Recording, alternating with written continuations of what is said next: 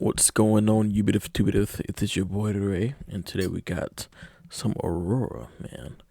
We got another interview. It's fairly recent too. It says, "Aurora, I fear the mass of people, and I'm curious to know why." So just like that, we're going to get into it. Aurora, the interviews. This will not be a normal interview, by the way. Okay. Maybe I will try to avoid questions because, like, you travel around the world and everybody's giving you questions. Like, what's that? What is this and stuff. But I guess that you will like this place because there is a forest behind us, a big one of the biggest and oldest in Prague. Oh. So it's a good tree, isn't it? It's a very good tree. Yeah. It's very nice, and it's. Name a forest in the comments that y'all wouldn't go to. Like y'all just would rather. Y'all rather stay at home in a safe environment than go to that. Mine is the Amazon forest, Amazon rainforest. I would never go there. I just don't like anacondas. It's a beautiful place. I have walked around a bit before it opened, and it's very pretty here. That's what I was thinking. That if we take a walk there, you would be amazed. There's lakes and stuff, but you'd have to be disguised because people might see you and they might go crazy. You can put me in an urn. In an urn, that would be a big one. You gotta wait for that. Will never be recognized again or do anything else again, ever. Yeah. Well, I saw a documentary about you a few years ago, and I kind of understood how you said that, so many people around, flying around, asking things and being just interested, it can make a person a little anxious and stuff, Oh my but God, we're matching almost. Well, almost. But it's like the same. Anyways, yes. Yeah, well, we do. You actually said that you like this, and I like some of your jewelry as well. You don't have it right now. No, I don't. But the Navajo things and stuff. You're into the native cultures, right? Oh yes, very much. We have so much to learn from native cultures. Yeah. They are responsible for saving most of the forests and the holy. That's very true. That's something they don't really talk about in America. Like in our history books, now I'm a little bit off topic here, but like Indians and stuff, they go way in like way drastic measures to like say that they were the bad people, when in reality, Americans, we were the ones that kicked them off the land first and stuff like that. But I'm not gonna get into all that, but it goes way deep. But a lot of different cultures and races deserve a lot more credit than what they didn't get. You know what I mean? Land we have left that the environment depend on, and also the whole spirituality and the way of coexisting with each other and the animals and nature. That we have forgotten so many things that a lot of native cultures remembers. Yeah, exactly. That's why I don't celebrate Thanksgiving. I'll just say who I'm thankful for, which has nothing to do really with Thanksgiving in perspective, and then I just eat my mashed potatoes and macaroni and cheese, and I don't know if other people have mashed potatoes whenever I don't know, who cares. Yeah. So we have forgotten so many things that a lot of native cultures remembers. Yeah. So it's very important to let yourself be open. Is there any song or is there any part of your work that's really like inspired by some particular, I don't know, like tribe or people? Or do you have some like favorite native tribe or favorite native people?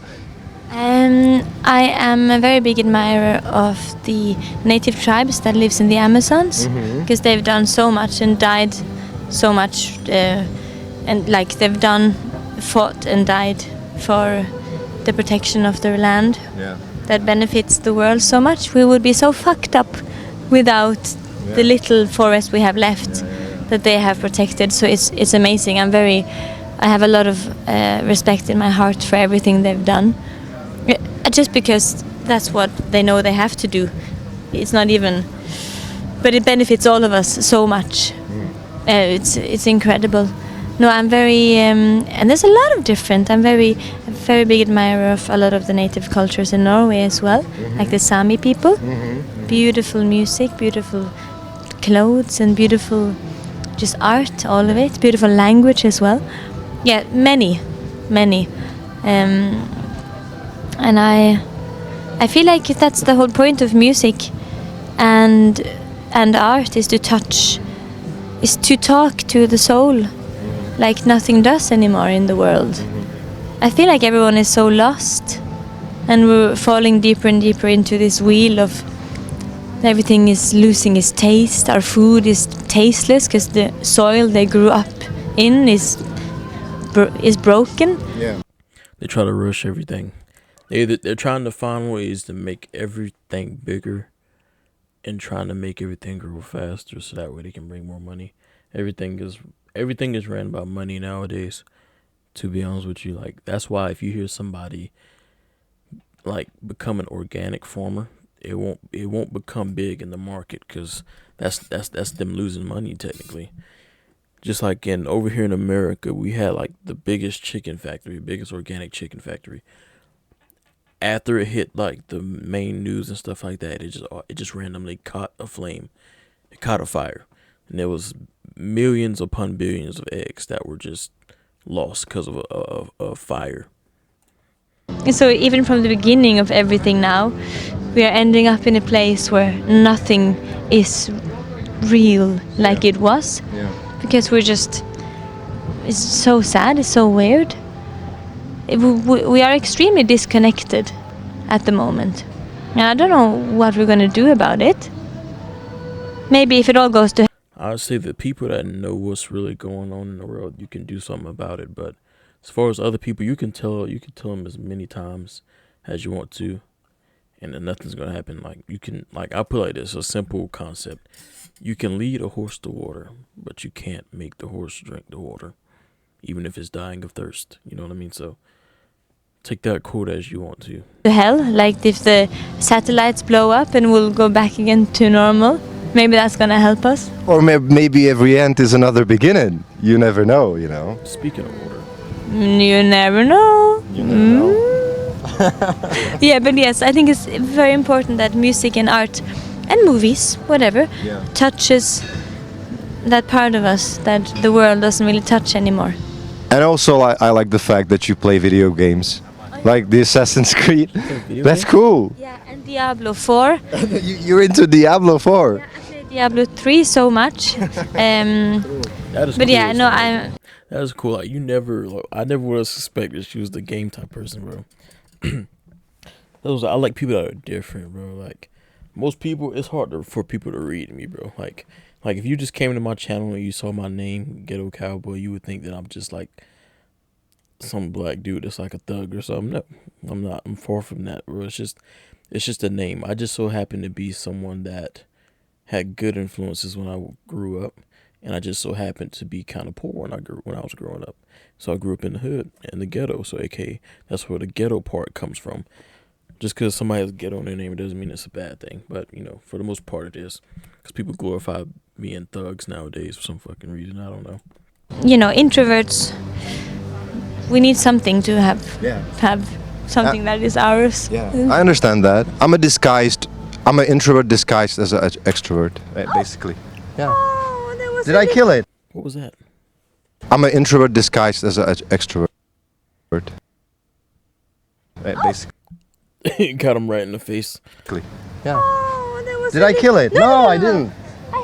It was just a reflex. She landed on me earlier today. This ladybug? Why you feel bad? If a fly or something hit my eye, I'll do the same thing. I'm not just gonna sit there and let it just.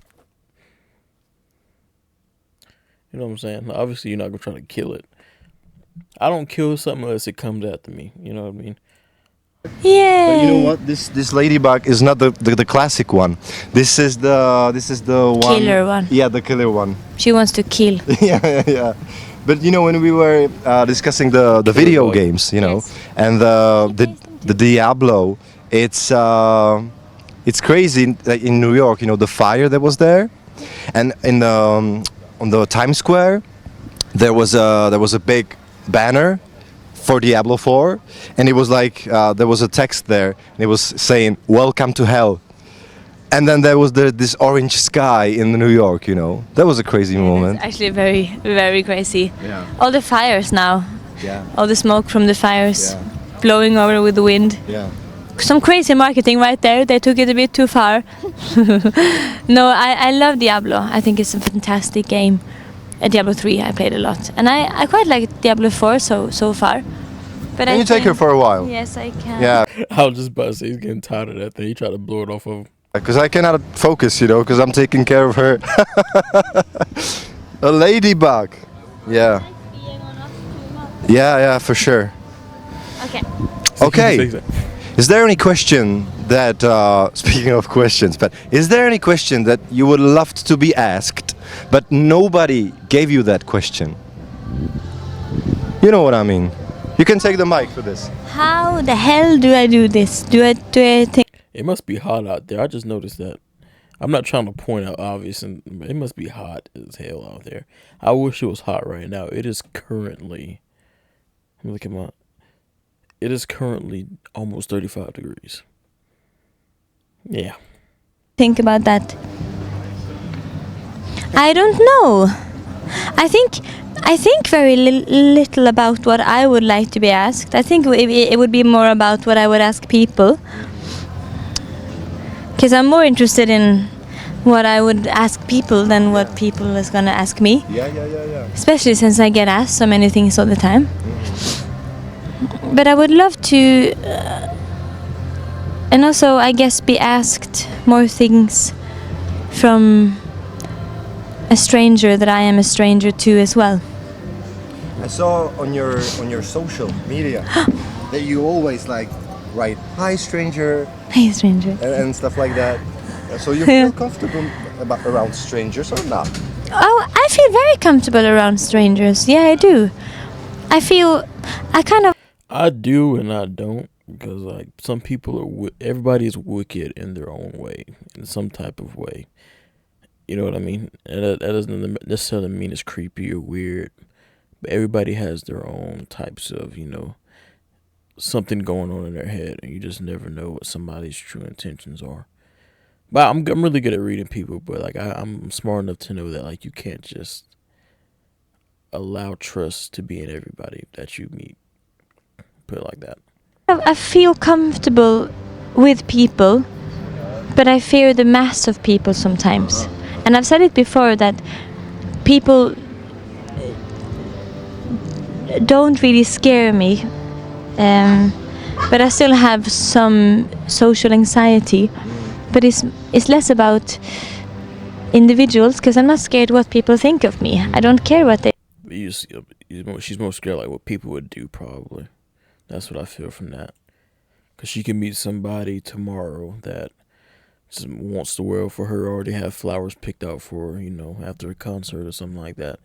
And another person could be trying to, you know, do something else that's weird, you know what I mean? So it depends. You just got to be really good at reading people nowadays. Especially in today's society, you never know what's somebody's true intentions. They think about me. But I do fear just the mass of people sometimes. But I like strangers. I like strangers very much. I spend a lot of time just interacting with strangers, and I love it. There's gonna be a lot of strangers here tonight, by the way. Yes, as I'm gonna marry all of them. Oh yeah. And we're gonna make lots of tiny kids. You know what? The last thing, Mette Healy from 1975. You know, I saw some interview with him, and he said, "I'm trying to connect with people, tens of thousands of people on the concerts. You know, and then I do the concert. It's beautiful. The energy is fine, and then it's over, and I just go home, basically to the hotel, and I gotta sleep, and it feels horrible. You know what I mean?" So what do you do after the concerts when you're like full of this energy? You know, and you might like to, you know, get to know all these strangers, but you go to the hotel room or somewhere, or you go to the nature, or what do you do after your shows? Well, if you struggle with sleeping, you should never lie in your bed, because that subconsciously teaches your brain to think that the bed is a place I lie awake. So if you're tired, don't lay in your bed. Go to another room. That's a very important psychological rule. Good. To then switch rooms, do something else, and then try again. But it's important never to lie in bed, because then you teach yourself. Yeah. Anyways, it's a very important trick. Yes. It's very true. But I don't. I didn't know that, bro, because like, I've had a lot of sleepless nights where like I'll try to go to sleep, but I'd have something on my mind. I'm pretty sure if you've been around on my channel for the little bit that I've been here, you know, I do that a lot. Like if I don't make enough, if I feel like I haven't made enough videos, I'll just be in my bed. I can't sleep. I'll just keep thinking about it, thinking about it, thinking about it, thinking about it, or I'll just start thinking about the future because I see a lot of good stuff happening, and then there I am just laying down in bed again, just thinking a lot, thinking a lot. Next thing you know, it'll be 2 in the morning. Next thing you know, it'll be 5 in the morning, and boom. So I didn't know that. I'm gonna try that in the future. Understand, if I don't want to go to bed, I don't go to bed. Yeah. You just listen to your body. I do the show, it's wonderful, but for me it's easy to land after a show because it is over when it's over. And I love the show, but I don't need the attention from 10,000 people all the time. It's wonderful there in the moment, and then it's just as wonderful to have a beer after. Yeah. You know? Yeah. By the way, I love all of it. I don't miss it. you know what? It's 33 degrees here, and actually you got more clothes on yourself It's 33 degrees and he's sweating like that? Holy hell. than me, and you're not sweating basically, or it's not seen. But you know, So it's 33 degrees hot there or something? Like what? I'm confused. Why am I not hot then? What is going on? Okay. I'm wondering, since you're from Norway, and I saw some of your interviews. I was about to say that. So you were always doing this, like being hot. In Argentina. Yeah. Yeah. But how do you feel about winter time? Because sometimes, you know, I'm a sun person, and sometimes here when Someone tell me how like temperature works there, because that's weird. Because I don't know. when the sky gets gray, you know, it gets all a little bit more gray. How do you feel about winter? Like, you love it, right? I guess. No, I really like winter.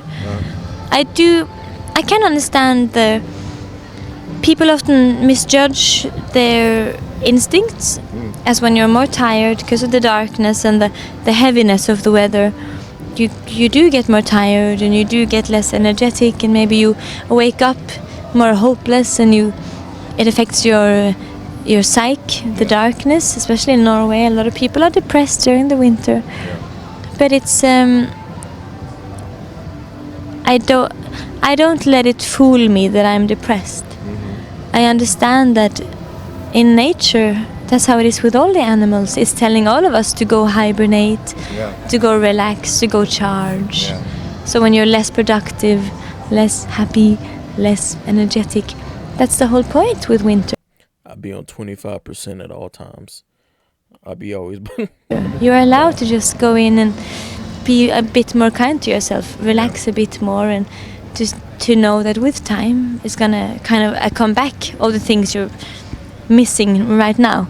So I love winter because I understand how to accept it, I guess, and to welcome those emotions as well. You know. We get a lot of lessons from Aurora for your lives. And rock on. I want to know something that I didn't know until I looked up the other day. I was wondering, and I was curious, like, what was the like most rarest stone out there? And I didn't know that was the name of the stone. You know what I mean? I didn't know that. It's Aurora Austral something.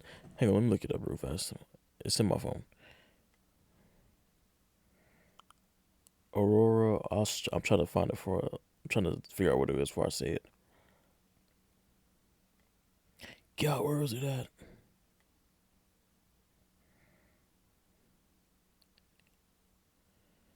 Australis, yeah, Aurora Australis. I didn't know that. But anyways, though, By the way, yeah. Be cool, be spiritual, but rock on. Yeah, that's cool. That's the yin and yang, right? Yes. Thanks, Aurora. It was lovely to meet under the tree. Beautiful. That was pretty cool, though, man. Y'all let me know what y'all thought about this one in the comments, though. And I got a couple more interviews coming just because this one was so short. So, yeah, y'all look out for those. Other than that, This is your boy Ray, and I'm gone. Peace.